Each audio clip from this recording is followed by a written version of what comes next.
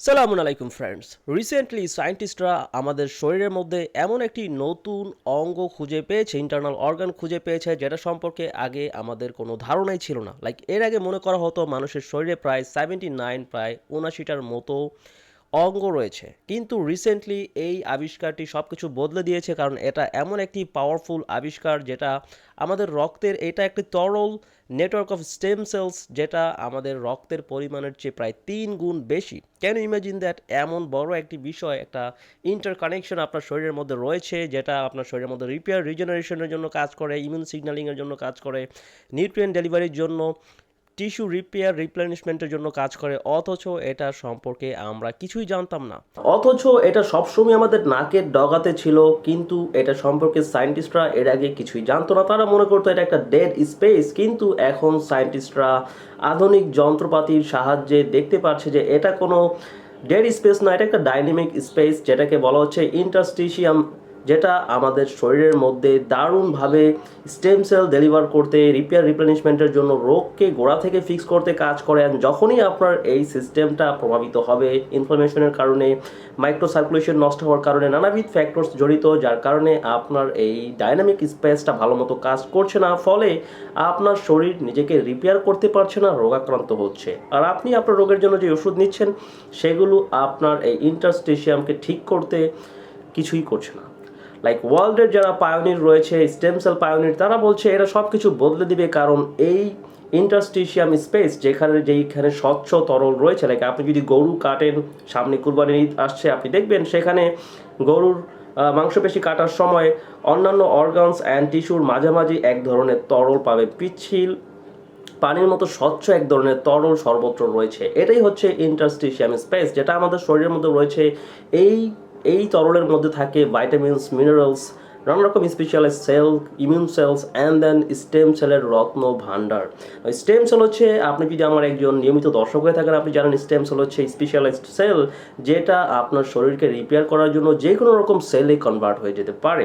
ফলে আপনার Joints damage হয়েছে, আপনার হাঁটুর হাড় ক্ষয় হয়ে গেছে, সেই ক্ষয় পূরণ করার জন্য এটা কাজ করবে। আপনার কিডনি ড্যামেজ হচ্ছে, সেখানে কিডনি ড্যামেজ রিপেয়ার রিপ্লেনিশমেন্টের জন্য কাজ করবে। আপনার হার্টের সেলকে রিপেয়ার কার্ডিওমায়োসাইটস তৈরি করার জন্য কাজ করবে। নানাবিধ দিক থেকে এটা আপনার শরীরকে অনবরত রিপেয়ার রিজেনারেশনের মাধ্যমে সাপোর্ট দেয়, সুস্থ রাখে, হেলদি রাখে, আপনার তারুণ্য ধরে রাখতে সাহায্য করে। সো ডিয়ার ফ্রেন্ডস, আপনার শরীরের ইন্টারস্টিশিয়াম স্পেসকে ত্বরান্বিত করতে, এটার হেলথকে বুস্ট করতে, যাতে করে আপনি ম্যাক্সিমাম বেনিফিটস লাভ করতে পারেন। লাইক এটা কি করে, আপনার যখন কোথাও কেটে যায়, ক্ষত হয়, সেইখানে দ্রুত নিউট্রিয়েন্ট সাপ্লাই করে, কোলাজেন থেকে শুরু করে সব রকম জিনিস ডেলিভার করে দ্রুত রিপেয়ার করার জন্য। অ্যান্ড সারা শরীরের মধ্যে আপনার প্রত্যেকটা কোষের চতুর্পাশে এটা রয়েছে। কেন? কারণ এইটা নিউট্রিয়েন্ট ডেলিভার করে ইমিউন সিস্টেমকে, আপনার যেখানে ইনফেকশন ফাইট করার জন্য ইমিউন সেল যাওয়া প্রয়োজন, সেখানে ইমিউন সেলকে যেতে সাহায্য করে। এটা রক্তের থেকে ভলিউম ওয়াইজ 3 গুণ বেশি। তাহলে বুঝতেই পারছেন, এটা শরীরের একটি অন্যতম বড় স্পেশালাইজড নেটওয়ার্ক, যেটা নানা রকম সিগন্যালিংয়ের মাধ্যমে আপনার শরীরকে রিপেয়ার রিজেনারেশনে কাজ করে। কিন্তু কয়েকটি কারণে আপনার এই গুরুত্বপূর্ণ ডাইনামিক স্পেসটি অকার্যকর হতে পারে, এটার কার্যক্ষমতা কমে যায়, ফলে আপনার শরীর আগের মতো নিজেকে রিপেয়ার রিজেনারেট করতে পারে না, পুষ্টিগুলো কাজে লাগাতে পারে না। আপনি খাবার খাচ্ছেন, কিন্তু খাবারের পুষ্টি শরীরে লাগবে না। এর অন্যতম, আমি এখানে কয়েকটা কারণ দেখাচ্ছি যেগুলো very basic and very very important. এর মধ্যে অন্যতম হচ্ছে হাইড্রেশন। আপনি হয়তো সারাদিনে 7-8 গ্লাস পানি খাচ্ছেন, কিন্তু আপনার শরীর কোনো পানি ধরে রাখতে পারবে না যদি আপনি লবণ কম খান, কারণ লবণ হচ্ছে আমাদের শরীরের মধ্যে পানি ধরে রাখে। গবেষণায় দেখা যাচ্ছে ইন্টারস্টিশিয়াম স্পেসের মধ্যে প্রচুর পরিমাণে লবণ জমা থাকে, কারণ লবণ এতটাই গুরুত্বপূর্ণ যে আপনি দেখবেন আপনার রক্তের মধ্যে লবণ রয়েছে, আপনার চোখের পানির মধ্যে লবণ রয়েছে, আপনার শরীরে যত রকম ফ্লুইড রয়েছে সব কিছুর মধ্যে আপনি লবণ পাবেন। কারণ আপনার শরীর লবণ ছাড়া কাজ করতে পারে না, লবণ ছাড়া আপনার পক্ষে বেঁচে থাকা সম্ভব না। একটা লোক ডায়রিয়া হলে মারা যায় লবণের ঘাটতির ফলে, কারণ আপনার শরীরের ইলেকট্রোলাইটস ব্যালেন্স ঠিক রাখার জন্য, ইলেকট্রিক্যাল সিগন্যালিংগুলো ঠিক রাখার জন্য, সব রকম কার্যক্ষমতা ঠিক রাখার জন্য, আপনার সেলের ভিতরে পানি ধরে রাখার জন্য, সব কিছুর জন্যই দরকার সল্ট, সোডিয়াম, পটাশিয়াম, ম্যাগনেসিয়াম। এগুলোর ব্যালেন্স ঠিক রাখা গুরুত্বপূর্ণ। লাইক আপনি যদি একজন হেলদি মানুষ, অনেক ডক্টররা বলে যে লবণ খাওয়া সিগারেট খাওয়ার চাইতেও ক্ষতিকর, তো তারা যেটা করে, যারা হেলদি মানুষ তাদেরকে সুস্থ অবস্থায় লবণ খেতে নিষেধ করে দেয়, কম লবণ খাওয়ার জন্য রেকমেন্ড করে, এবং তারা লবণ কম কম লবণ খেতে থাকে। বছরের পর বছর, অ্যান্ড দেন তাদের হাই ব্লাড প্রেশার হয় লবণ কম খাওয়া সত্ত্বেও। আপনি খোঁজ করে দেখেন যাদের হাই ব্লাড প্রেশার এদের ম্যাক্সিমাম অনেক আগে থেকেই লবণ খাচ্ছে না, তারপরেও কেন তাদের হাই ব্লাড প্রেশার হচ্ছে? এর কারণ গবেষণায় দেখা যাচ্ছে লবণ যখন আপনি প্রয়োজনের তুলনায় কম খাবেন আপনার ব্লাড প্রেশার কমে যাবে, কারণ লবণের কাজ হচ্ছে শরীরে পানি ধরে রাখা। যখন ব্লাড প্রেশার কমে যাবে তখন আপনার কিডনি ব্লাড প্রেশার মেনটেন করার জন্য, ব্লাড প্রেশারকে সঠিক রক্তচাপ ধরে রাখার জন্য রেনিন সিস্টেমকে অ্যাক্টিভেট করবে।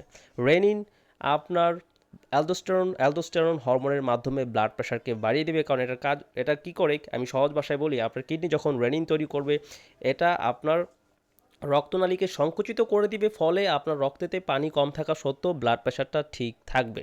তো এটা করা খুব গুরুত্বপূর্ণ, কারণ ব্লাড প্রেশার যদি কমে যায় আপনার হার্ট, ব্রেন, আপনার শরীরের গুরুত্বপূর্ণ অঙ্গগুলো অক্সিজেন পাবে না, ফলে আপনার মারাত্মক ক্ষতি হওয়ার ঝুঁকি থাকবে। সো আপনার শরীর নিজেকে রক্ষা করার জন্য তখন রক্তনালীগুলোকে সংকুচিত করে দেয়। সো লবণ কম খাওয়ার ফলে আপনার রক্তচাপ কমে আসে ঠিকই, কিন্তু যখন আপনি দীর্ঘদিন লবণ কম খাবেন, বরঞ্চ লবণ কম খাওয়ার ফলে আপনার হাই ব্লাড প্রেশার হবে, দেন আপনার ডক্টর আপনাকে এসিই ইনহিবিটর জাতীয় ওষুধ দিবে বা বিটা ব্লকার জাতীয় ওষুধ দিবে, কিন্তু এগুলো আপনার রক্তনালীর স্বাস্থ্য উন্নত করে না। আপনার যারা অ্যাকচুয়ালি হাই ব্লাড প্রেশারের রোগী তাদের মূল সমস্যাটা হয় হচ্ছে তাদের রক্তনালীগুলো ফুলতে পারছে না, ফলে যখন একটু স্ট্রেসে পড়ে, একটু লবণ বেশি খেয়ে নেয়, তাদের প্রেশারটা বেড়ে যায়, কারণ তাদের রক্তনালীগুলো প্রসারিত হতে পারে না, ফ্লেক্সিবল না। না, আপনার ইন্টারস্টিশিয়াম স্পেস এখানে একটি রোল প্লে করে। যখন আপনি লবণ প্রয়োজনের তুলনায় কম খাবেন, বেশি খাওয়া অবশ্যই ক্ষতিকর, কিন্তু প্রয়োজনের তুলনায় কম খাওয়া আরও বেশি ক্ষতিকর, তখন আপনার শরীরের এই ইন্টারস্টিশিয়াম স্পেসের ফ্লুইডের পরিমাণ কমে যাবে, ফ্লো কমে যাবে, ফলে স্টেম সেল যেটা রিপেয়ার করার জন্য প্রয়োজন এটা আগের মতো কাজ করতে পারবে না। লাইক অনেক মানুষ স্টেম সেল থেরাপি নিয়েও উপকার পায় না, এর কারণ তাদের ইন্টারস্টিশিয়াম স্পেসের কার্যক্ষমতা ড্রপ করেছে। কারণ এটা হচ্ছে মেইন আপনার শরীরকে ঠিক করার জন্য রিপেয়ার রিজেনারেশন টুলসগুলো এখান থেকে আসে। সো এইটার ফ্লুইড ব্যালেন্স ঠিক রাখা খুব গুরুত্বপূর্ণ। সো নাম্বার ওয়ান হচ্ছে আপনার শরীরকে প্রপারলি হাইড্রেট রাখা, ম্যাগনেসিয়াম, পটাশিয়াম, সোডিয়াম এগুলোর একটা পারফেক্ট হারমোনি ব্যালেন্স শরীরের মধ্যে বজায় রাখা, প্রতিদিন পর্যাপ্ত পরিমাণ সল্ট খাওয়া। না, আপনারা যারা অলরেডি হাই ব্লাড প্রেশার আক্রান্ত তারা হুট করেই সল্ট বাড়িয়ে দিবেন না, আগে পটাশিয়াম বাড়ান, ম্যাগনেসিয়াম বাড়ান, তারপর আপনার প্রেশার বুঝে আপনার সোডিয়ামের ইনটেককে ধীরে ধীরে মডারেশন ইজ দ্য কি, আপনাকে মডারেট অ্যামাউন্ট অফ সল্ট গ্রহণ করতে হবে, অতিরিক্ত না, একেবারেই কম না। কারণ গবেষণায় দেখা যাচ্ছে কম সল্ট গ্রহণ করলে আরও হার্ট অ্যাটাক, স্ট্রোক করে মারা যাওয়ার ঝুঁকি বাড়ে, ডায়াবেটিস হওয়ার ঝুঁকি বাড়ে, ইনসুলিন রেজিস্ট্যান্স হয়। তো আপনার ইন্টারস্টিশিয়াম স্পেসকে ঠিক রাখতে নাম্বার ওয়ান আপনার হাইড্রেশন ঠিক রাখুন, মাঝে মধ্যে আপনি ডাবের পানি খেতে পারেন, কলার মধ্যে পটাশিয়াম রয়েছে, আপনি সল্টি ফুডস খেতে পারেন, প্রাকৃতিকভাবে আপনার হাইড্রেশনকে ইমপ্রুভ করার চেষ্টা করুন। অ্যান্ড দেন দ্বিতীয়ত, যদি আপনি আপনার ইন্টারস্টিশিয়াম স্পেসকে ঠিক রাখতে চান তাহলে আপনাকে আপনার শরীরের মধ্যে প্রদাহকে কমাতে হবে, কারণ শরীরের মধ্যে যত প্রদাহ হবে তত আপনার ইন্টারস্টিশিয়াম স্পেস দুর্বল হবে, এটার কার্যক্ষমতা লোপ পাবে। সো আপনি জানেন, আমার রেগুলার ভিউয়ার অবশ্যই জানেন যে কী করে ইনফ্লামেশন কমাতে হয়, সেটা হচ্ছে আপনার শরীরকে অতিরিক্ত স্ট্রেসে না ফেলে রিপেয়ার রিজেনারেশনকে ত্বরান্বিত করে। আপনি যদি রাতের খাবারে কার্বোহাইড্রেট কমিয়ে দেন, ভাত রুটি খাওয়া বাদ দেন, অ্যান্ড দেন এর পরিবর্তে মাছ, মাংস, ডিম অ্যান্ড সালাদ গ্রহণ করেন, শুধু এতটুকু খাবার নেন, মাছ, মাংস, ডিম অ্যান্ড সালাদ, কোনো ভাত, কোনো রুটি না, কোনো রকম কার্বোহাইড্রেট না, তাহলেই আপনার শরীরের ইনফ্লামেশন ম্যাসিভলি ড্রপ করবে, আপনার শরীর নিজেকে রিপেয়ার করতে পারবে, আপনার ইন্টারস্টিশিয়াম স্পেস খুব ভালো মতো কাজ করতে পারবে। অ্যান্ড দেন আমি আপনাকে রেকমেন্ড করব তৃতীয়ত আপনার সার্কুলেশন বৃদ্ধি করার জন্য, লাইক মাইক্রো সার্কুলেশন আপনার ক্যাপিলারিসগুলোকে অ্যাক্টিভেট করার জন্য, যেগুলোর মাধ্যমে আপনার টিস্যুতে অক্সিজেন নিউট্রিয়েন্ট ডেলিভারি হয়। বেশিরভাগ মানুষ যারা রোগে ভুগছে, যাদের বয়স 40-র ওপরে, বেশিরভাগ মানুষের মাইক্রো সার্কুলেশন অনেক লোপ পেয়েছে। বেশিরভাগ ক্ষেত্রে দেখা যায় রোগীদের হাত পা জ্বালাপোড়া করে, নার্ভ ড্যামেজ হয়ে যাচ্ছে, ডক্টররা কী করে তাদেরকে পেইন কিলার দিয়ে দেয়, এমন একটি ওষুধ দেয় যেটা জাস্ট ব্রেনের মধ্যে জ্বালাপোড়ার সিগন্যালটা যাওয়াকে বন্ধ করে দেয়, বাট অ্যাকচুয়াল নার্ভ ড্যামেজ ঠিক করার জন্য কোনো ওষুধ দেওয়া হয় না।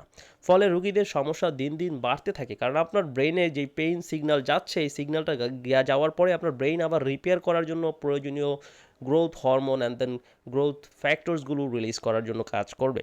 যখন আপনার ব্রেন পেইন সিগন্যাল পাবে না, তখন সে রিপেয়ার করার জন্য যে সিগন্যাল প্রয়োজন সেগুলো দিবে না।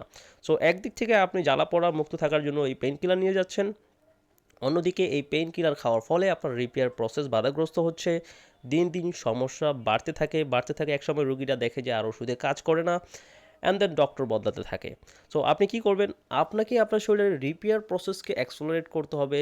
বেশিরভাগ রোগীদের নার্ভ ড্যামেজ হচ্ছে মাইক্রো সার্কুলেশন কমে যাওয়ার ফলে। সূক্ষ্ম যে রক্তনালীগুলো মোটা রক্তনালী থেকে সূক্ষ্ম সূক্ষ্ম ক্যাপিলারিজ বের হয়েছে, এইগুলো অনেক সময় ফাইব্রিন অ্যান্ড দেন নানা রকম জিনিস ডিপোজিট হওয়ার মাধ্যমে ব্লাড ফ্লো কমে যায়।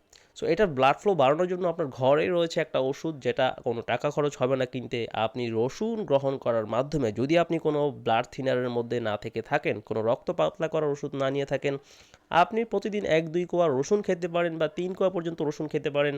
সাথে ভিটামিন সিকে কম্বাইন করতে পারেন। এটা আপনার মাইক্রো সার্কুলেশন বুস্ট করবে, আপনার ইন্টারস্টিশিয়াম স্পেসের কার্যক্ষমতাকে বহু গুণে বাড়িয়ে দিবে। ফলে আপনার শরীর নিজেকে রিপেয়ার রিজেনারেট করতে পারবেন, দেন খাবারের পুষ্টি আপনার শরীরের গভীরে প্রবেশ করতে পারবে। সো সিম্পল রসুন যেটা আপনার ঘরেই রয়েছে, এটার মাধ্যমে আপনি মাইক্রো সার্কুলেশন বুস্ট করতে পারেন। অ্যান্ড দেন যারা সুস্থ রয়েছেন তারা যদি নিয়মিত 1-2 কোয়া রসুন খান, ইনশাল্লাহ আপনার আমৃত্যু কখনো হাই প্রেশারের সমস্যা হবে না, হার্টের রোগ হবে না, কোনো রকম কোনো সার্কুলেশনের সমস্যা হবে না। Stroke, heart attack and then kidney damage হয়ে মারা যাওয়ার ঝুঁকি অলমোস্ট শূন্যত নেমে আসবে। So that's it. ভিডিওটি দেখার জন্য অসংখ্য ধন্যবাদ। যদি আপনি ইন্টারস্টিশিয়াম স্পেসকে বুস্ট করার জন্য আরও একটি ইফেক্টিভ উপায় জানতে চান, তাহলে আপনারা আমার এই ভিডিওটি দেখতে পারেন, যেখানে আমি ব্যাখ্যা করেছি কী করে আপনি আপনার লিম্ফ্যাটিক সিস্টেমকে, এটা ফ্লোকে বাড়াতে পারেন, ফলে আপনার ইন্টারস্টিশিয়াম স্পেসের ফ্লো ইমপ্রুভ হবে।